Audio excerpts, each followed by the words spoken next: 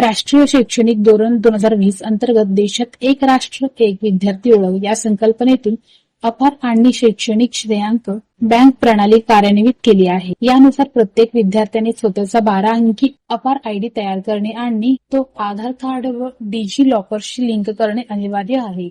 उच्च शिक्षण संचालनालयाने विद्यापीठांना आपल्या कार्यक्षेत्रातील सर्व संलग्न महाविद्यालये, स्वायत्त संस्था व पदव्युत्तर विभागांना विद्यार्थ्यांची 100% अपार आयडी नोंदणी पूर्ण करण्याचे निर्देश दिले आहेत. प्रवेश प्रक्रिया व परीक्षा अर्ज भरताना अपार आयडी अनिवार्य आहे.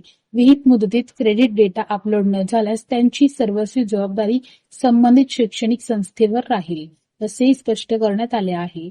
जिल्ह्यातील 6,90,445 विद्यार्थ्यांचे आतापर्यंत अपार आयडी काढण्यात आले आहेत. जून 2026 अखेर डेटा पोर्टलवर अपलोड करणे बंधनकारक आहे.